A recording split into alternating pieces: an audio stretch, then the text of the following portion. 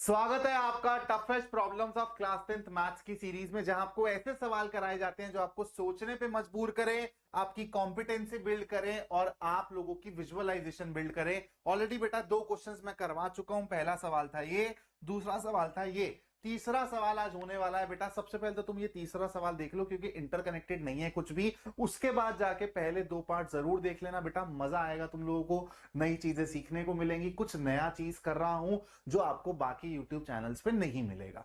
तो भाई सवाल क्या है हमारा, the minimum value of the expression 4x² plus 2x+1 is. ठीक है, हो सकता है बहुत बच्चों ने ऐसा सवाल देखा हो सकता है बहुत बच्चों ने ऐसा सवाल देखा भी ना हो और उनको पता भी नहीं था कि ऐसा सवाल एग्जिस्ट करता है। तो बेटा देखो, एक क्वाड्रेटिक एक्सप्रेशन है, उसकी मिनिमम वैल्यू आपसे पूछी गई है। ये क्वाड्रेटिक एक्सप्रेशन बोल लो या फिर क्वाड्रेटिक पॉलिनोमियल बोल लो, ठीक है। तो बेटा ऐसे सवाल बन सकते हैं जहां पर आपको एक क्वाड्रेटिक एक्सप्रेशन देके उसके मिनिमम वैल्यू या फिर मैक्सिमम वैल्यू के बारे में पूछ सकता है आपसे।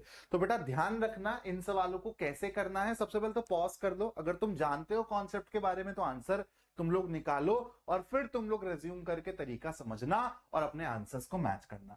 तो बेटा देखो, अगर मैं एक क्वाड्रेटिक एक्सप्रेशन ले लूं, क्वाड्रेटिक पॉलिनोमियल ले लूं, तो वो ऐसा दिखता है ना, ax² प्लस bx+। अब देखो इसमें ना दो केसेस हो सकते हैं बेटा। एक केस होता है जहां पर हमारा a greater than 0 हो, दूसरा केस होता है जहां पर हमारा a<0। ये a क्या होता है बेटा, इस a को बोला जाता है क्वाड्रेटिक कोफिशिएंट। क्यों? क्योंकि ये देखो क्वाड्रेटिक वाली टर्म के बगल में आके खड़ा हुआ है, इसलिए ये जो a होता है ये क्या होता है, क्या बोला जाता है, क्वाड्रेटिक कोफिशिएंट। और इस पे शेप डिपेंड करती है बेटा। अगर आपका a<0 है तो आपकी क्वाड्रेटिक पॉलिनोमियल की शेप ये होगी, अपवर्ड पैराबोला। और अगर ये वाला केस है तो आपकी शेप ये होगी, यानी कि डाउनवर्ड्स पैराबोला। अब देखो बेटा, अगर ये वाला केस है तो वो मिनिमम वैल्यू के बारे में पूछ सकता है, क्या वो मैक्सिमम वैल्यू के बारे में पूछ सकता है? नहीं, क्योंकि ये ऊपर जाता रहेगा जाता रहेगा जाता रहेगा। तो इस केस में आपका मिनिमम वैल्यू वाला सवाल बन सकता है और इस केस में आपका मैक्सिमम वैल्यू वाला सवाल बनेगा। मिनिमम वाला यहां नहीं बनेगा, यहां पे मैक्सिमम वाला नहीं बनेगा। तुम देख भी सकते हो, मिनिमम वैल्यू पूछा है तो तुम्हारा a>0 है, मतलब ये वाला केस है, केस 1। अब बेटा चाहे केस ये हो चाहे केस ये हो, तुमको रिजल्ट सिर्फ एक दिमाग में रखना है। ये रिजल्ट आता कहां से है बेटा, कंप्लीटिंग द स्क्वायर मेथड से आता है रिजल्ट, जो सीबीएसई ने तुम्हारे सिलेबस से डिलीट कर दिया। लेकिन फिर भी वो ऐसा सवाल तुमसे ऑब्जेक्टिव क्वेश्चन में भी पूछ सकती है और तुम्हारे केस बेस्ड क्वेश्चन में भी पूछ सकती है। रिजल्ट क्या है बेटा, चाहे ये मिनिमम वैल्यू हो चाहे ये मैक्सिमम वैल्यू, ये कहां अकर करेगी बेटा, ये x is equal to -b/2a पे अकर करेगी। अगर तुमको ये एग्जैक्ट वैल्यू क्या होती है उसका रिजल्ट पता है तो तुम लोग कमेंट में जरूर लिख के जाना। तुमको सिर्फ एक चीज दिमाग में रखनी है, चाहे ये केस हो चाहे ये केस हो, जो तुम्हारी मिनिमम या फिर मैक्सिमम वैल्यू होगी वो x is equal to -b/2a पर अकर करेगी। तो सबसे पहले यहां पर x is equal to -b/2a निकाल लो। -b/2a मतलब -2 ट्वाइस ऑफ दिस, यानी कि 8, यानी कि x की वैल्यू -1/4 डालूंगा अगर मैं इस एक्सप्रेशन में, तो मेरे को मिनिमम वैल्यू मिल जाएगी। तो चलो भाई, -1/4 अगर x की जगह सब्स्टिट्यूट करूंगा तो ये हो जाएगा 4 × 1/16, यानी कि 1/4। और ये हो जाएगा 2 × -1/4, यानी कि -1/2 प्लस 1।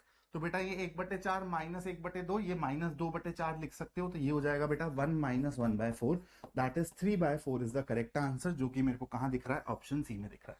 अब मेरी बात को ध्यान से सुनना बेटा, ऐसे ही और क्वेश्चंस आते रहेंगे तो तुम लोग चैनल को सब्सक्राइब करके रखना। और उसके पहले मैं तुम लोगों का जेन्युइनली शुक्राना करना चाहता हूं भाई कि तुम इसको देख रहे हो। मतलब तुम लोग बोलोगे कि यार सर ये 700 व्यूज ही तो हैं। मेरे लिए 700 व्यूज बहुत बड़े हैं बेटा, क्योंकि मैं इतनी भी एक्सपेक्टेशन नहीं रख रहा था।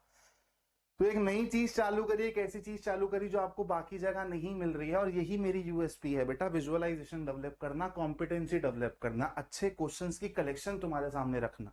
वरना नॉर्मल चीजें तुमको हर चैनल पे होती हुई दिख जाएंगी। तो thank you so much for watching this.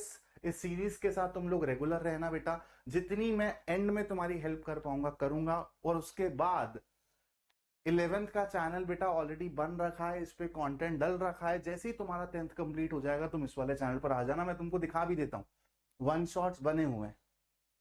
ठीक है। रिवीजन के लिए तुम्हारे लेक्चर्स बने हुए हैं, और इसके साथ साथ बेटा जब तुम अगले साल रहोगे तो यहाँ पर तुमको कंटेंट मिलता ही रहेगा। तो तुमको क्लास 11 मैथ्स कहाँ से करनी है वो भी तुमको अभी से ही पता चल गया है। लेकिन अब बचे हुए दिनों में तुमको क्या करना है भाई, क्वेश्चन प्रैक्टिस करनी है धुआंधार तरीके से।